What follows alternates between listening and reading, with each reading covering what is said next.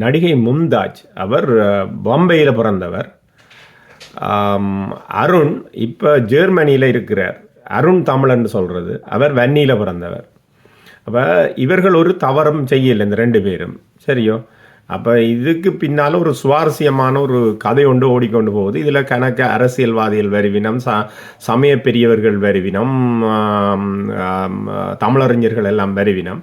அப்போ இந்த பதிவை நீங்கள் ஒரு கனமாக கேட்கணும். கனமான கதையுண்டு கனமாக கேளி இதுதானே. அப்போ கேட்கணும். பிறகு நீங்கள் தண்ணி அடித்து போட்டு கேட்டாலோ அல்லது நித்திர தூங்கி கொண்டு கேட்டாலோ அப்புறம் காலையில் கேட்கக்கூடாது. முந்தாஜுக்கும் இவைக்கும் என்ன முறையென்று பிறகு எல்லாம் தெரியும் தானே, இசக்கு மசக்கா போயிடும். அன்பு தமிழ் உறவுகளுக்கு வணக்கம், வாழ்தலின். இது ஒரு சுவாரஸ்யமான பதிவு. அப்போ நடிகை மும்தாஜ் 2001 செப்டம்பர் மாதம் ஒரு சாக்லேட் ஒரு படம் வந்தது. அதில் நடிச்சிருந்தவ. அதில் ஒரு பாட்டு ஒன்றுக்கு நடனம் ஆடி இருந்தவன். மெல்ல மெல்ல மெல்ல மருதம் மெல்ல மெல்ல அப்படி அந்த பாட்டுக்கு, சரிதானே.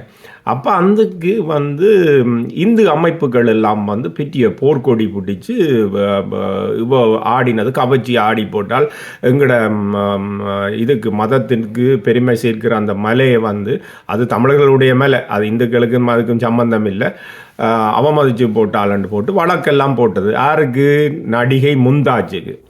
அப்போ நாங்கள் முழக்கத்தில் 2001 அக்டோபர் மாதம் ஒரு சம்மந்தமாக ஒரு ஆர்டிக்கல் எல்லாம் எழுதி ஒரு கட்டுரை சம்மந்தமாக போய்கொண்டிருக்கும் போது ஒரு ஆள் கேள்வி கேட்டிருந்தார். அப்போ தம்பி செந்தமிழன், மணியரசனையாட மகன் ஆசான் செந்தமிழன் என்று சொல்கிறது, நிறைய இதுகள் எல்லாம் இயற்கை வேளாண்மை சம்மந்தமாக எல்லாம் பேசுகிறார். அப்போ செந்தமிழன் அவர் தமிழியல் சம்பந்தமாகவும் பேசுவார். அப்போ அவர் தான் நிகரன் விடைகள் என்று சொல்லி பதில் சொல்லி கொண்டு வந்தவர். அப்போ கேட்டிச்சினம் இந்த பாட்டுக்கு எழுதினது வாலி, சரியோ? வாலி ஒரு பிராமணர் சமூகத்தை சேர்ந்தவர், மும்தாஜ் முஸ்லீம் சமூகத்தை சேர்ந்தவர். அப்போ வாலிக்கு அவட பகைக்காமல் ஏன் இந்த இந்து அமைப்புகள் எல்லாம் மும்தாஜுக்கு வழக்கு போடுறாங்க, மும்தாஜோட பிரச்சனையை போடுறாங்க, மும்தாஜை கோட்டுக்கு கொண்டு போகிறாங்கன்னு. அப்போ செந்தமிழன் பதில் எழுதியிருந்தார். அது ஒரு சரியான பிரபலமாக இருந்தது. மும்தாஜ் அவள், வாலி அவாள். அப்போ இதில் ஒரு பின்னால் உங்களுக்கு புரியுதோ தெரியலன்னு சொல்லி சொன்னால், மும்தாஜ் ஒரு பெண், வாலி அவாள் ஆண்டா என்னது? அவளோட பிரச்சனை போக மாட்டினோம். என்ற அவள் தான் எங்கே? அவள்ன்றது பிராமணர், ஆரிய பிராமணர்கள் தான் தமிழ்நாட்டில் ஆதிக்கத்தில் இருக்கணும். யாழ்ப்பாணத்தில் அப்படி இல்லை, ஈழத்தில் அப்படி இல்லை. ஈழத்தில் எங்கள் கோயில்கள் எல்லாம் வெள்ளாளர்கள்ட்ட இருக்குது, பிராமணர்கள் அங்கே கூலிகளாக இருக்கிறார்கள். அப்போ அந்த அடிப்படை விளங்கணுமன்றது தான் சொன்னாங்க. அப்போ இந்து அமைப்புகள் உண்மையாக ஆரோட சண்டைக்கு போயிருக்கணும், பாட்டு எழுதினா வாலியோட சண்டைக்கு போயிருக்கணும்.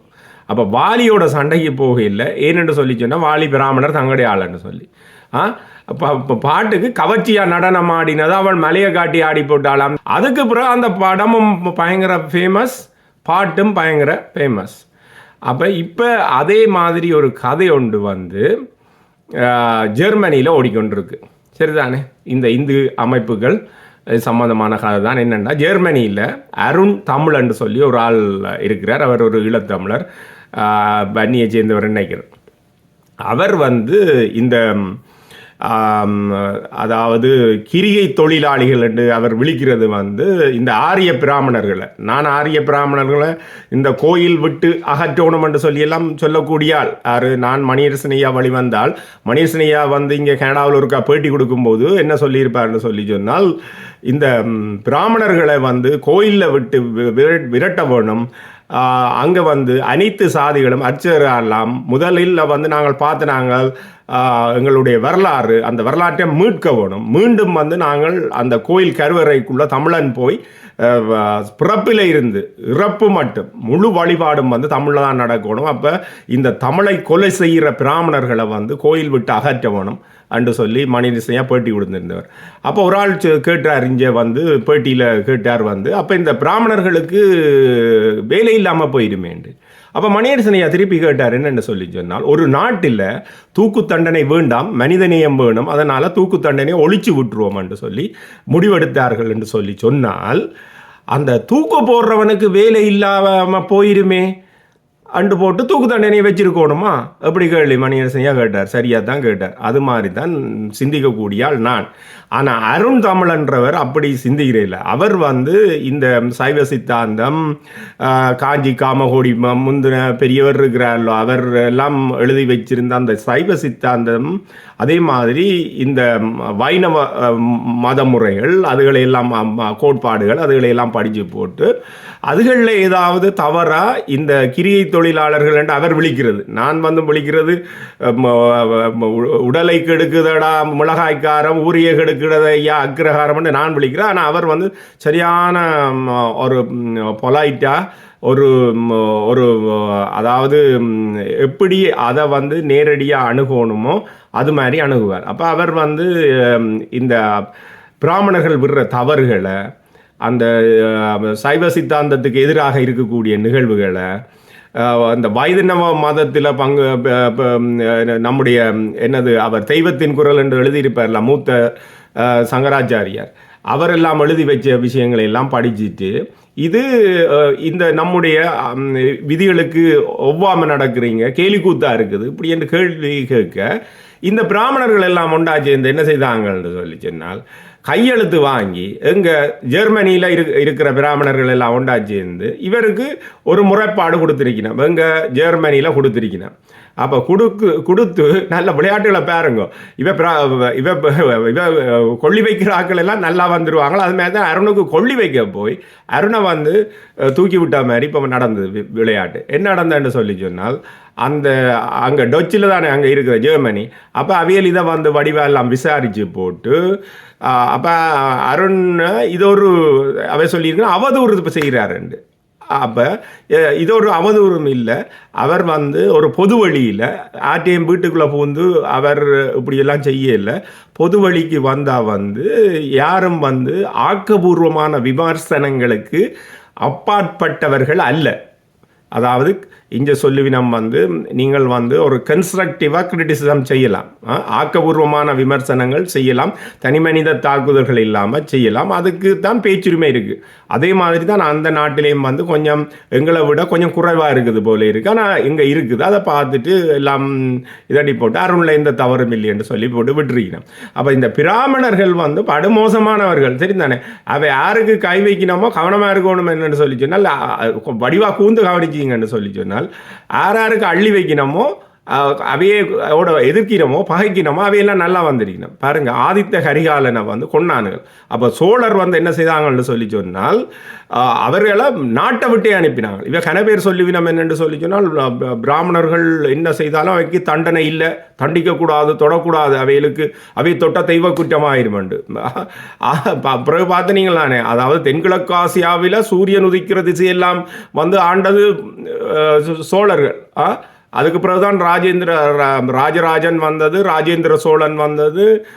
சிதம்பரம் கோயிலில் பிராமணர்கள் பதுக்கி வச்சிருந்த ஏடுகளை எல்லாம் ராஜராஜன் தான் எடுத்து பதிப்பிச்சது, சரிதானே? அப்படி அதே மாதிரி அந்த வகையில் பார்த்தீங்கன்னு சொன்னால், அதே மாதிரி நம்முடைய திருமுருக கிருவானந்த வாரியாரனுடைய பேரன் இருக்கிறார் சக்திவேல் முருகனார். அவர் ஆகமங்கள் தமிழில் எழுந்தவைன்னு சொல்லி இந்த நீயானா கோபிநாத்தோட இந்த இதில் எல்லாம் போய் பேசினவர். அதில் பேசினார். அவையிலோட நேருக்கு நேரம் விவாதம் நடந்தது. அதில் விவாதம் எல்லாத்தில் வெல்ல முடியலோட அட்டிக்கு எல்லாம் போய் யார் சக்திவேல் முருகனாருக்கு.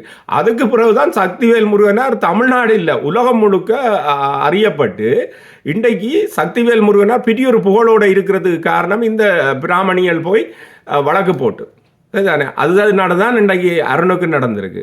அதுதான் நம்முடைய முந்தாஜ் நடிகை முந்தாஜுக்கும் போய் சும்மா இருந்த முந்தாஜ் படம் ஓடாமல் கிடந்த படத்தை போய் அதுக்கு கொடி பிடிச்சி இப்போ ஃபேமஸ் ஆக்கி விட்டுருக்கணும். இப்போ அருணுக்கும் அப்படி தான் ஃபேமஸ் ஆக்கி அருணையும் விட்டுருக்கு. இனி நீங்கள் எல்லாம் என்ன பண்ணுங்க, அப்படியே அருண் என்ன பார்க்குறானு. இப்போ கனடாவிலேருந்து நான் என்னத்துக்கு கதைக்கிறேன், என்னடா இந்த தம்பி இப்படி செய்து கொண்டிருக்கிறவன் நல்லா செய்கிறான், என்ன அவனுக்கு இந்த பிராமணர்கள் இப்படி செய்திருக்கிறானுங்களே என்று சொல்லி போட்டு பார்த்தீங்களா, அங்கே கொள்ளி வைக்க போய் தங்களுக்கு கொள்ளி வச்சிருக்கிறாங்க. சரிதானே.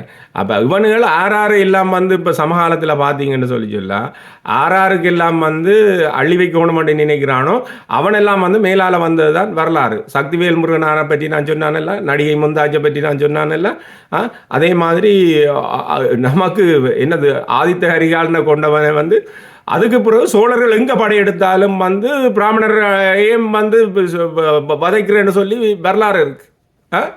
அப்போ அன்பு தமிழ் உறவுகளே, நாங்கள் வந்து முற்று முழுதாக விலங்கொடிக்க போராடுற இனம். அப்போ இந்த சூழ்ச்சிகளுக்கு எல்லாம் வந்து நாங்கள் இதண்டக்கூடாது. தமிழை வந்து மீண்டும் அரியணை ஏற்ற வேண்டும். இந்த நெறிகளை வந்து நாங்கள் சரியாக கவனமாக இருக்கணும். நம்முடைய உணர்ச்சி கவிஞர் ஐயா சொல்லுவார் வந்து என்னென்னு சொல்லி சொன்னால், நீயே சொன்னாய் கடவுளுக்கு எல்லாம் தெரியும் என்று, உன் வாயே சொன்னது கடவுளுக்கு தமிழ் தெரியாதென்று. நீ முன்பு சொன்னது சரியா, பின்பு சொன்னது சரியா? இரண்டும் சரி என்றால் நீ யார்? குள்ள நெறியாண்டு. இரண்டும் சரி என்றால் நீ யார்? குள்ள நெறியா? நீயே சொன்னாய். இந்த இந்த ஒழிப்புகளை வந்து நாங்கள் கனடாவில் 2005ஆம் ஆண்டு உலகத்தமிழ் படைப்பாளிகள் கழகம் வெளியிட்டது. அதில் தான் இருக்கு நீயே சொன்னாய். அதில் 11 பாட்டுகள் இருக்குது. முழுக்க இது சம்பந்தமான பாட்டுகள் தான். அதாவது தமிழர்களை உயர்த்தோணும், இந்த இழிவு செய்யும் வடமொழியை கோயில் விட்டு அகற்று, இன்னும் எத்தனை நாள் நடக்கும் இந்த புரட்டண்டு. அப்படித்தான் நாம் பேசக்கூடிய ஆள். இந்த பிராமணர்களை வந்து கோயிலை விட்டு அகற்றி நாங்கள் தமிழர்கள் போகணும், கருவறைக்குள் நுழையும் போராட்டத்தை இங்கே நாங்கள் இந்த வருகிற கோடை காலத்தில் சமரில் செய்யவும் இருக்கிறோம். சரிதானே. ஆகையால் அன்பு தமிழ் உறவுகளை வந்து நாங்கள் விழித்துக் கொள்வோம். விழிப்புத்தான் விடுதலைக்கு முதல் படி என்று சொல்லி தமிழீழ தேசிய தலைவர் சொல்வார். தமிழீழ தேசிய தலைவர் நிறைய அங்கே வன்னியில மாற்றங்களை செய்திருந்தவர். தான் புலித்தாலி எடுத்து கொடுத்து ஜெயமண்ணா, தளபதி ஜெயமண்ணா கட்டின படங்கள், ஜெயமண்ணா அங்கே தாலி கட்டுற படங்கள் எல்லாம் நீங்கள் கணக்க பார்த்துருப்பீங்க. அதே மாதிரி வந்து 1991ஆம் ஆண்டு இதை பற்றியெல்லாம் சொல்லி இருக்கிறார். பெண்கள் நாள் சம்பந்தமாக வாழ்த்து செய்தி கொடுக்கல இந்த இது சம்பந்தமாக சொல்லி இருக்கிறார். மனு நீதி என்று சொல்லியும் இப்படியெல்லாம் பெண்கள் வந்து வதைக்கப்பட்டு கொண்டு வருகிறோம். இதுக்கு விழிப்புத்தான் விடுதலைக்கு முதல் படி என்றது அதில் தான் சொல்கிறேன். ஆகையால் அன்பு தமிழ் உறவுகளே, நாங்கள் வந்து மீண்டும் வந்து முற்று முழுதான விலங்கொடிக்கிற மனிதர்களாக வாழ வேணும் என்று சொல்லி சொன்னால் இதை வந்து வடிவாக இந்த சிந்தனை புரட்சியும் கொண்டு செய்யத்தான் வேணும். அதனால் நாங்கள் எப்பவும் வந்து தமிழனுக்கும் யாருக்கும் பிரச்சனைன்னா நாம் யாரோட நிற்கணும்? ஜோசிங்க தமிழனோட நிற்கணும்.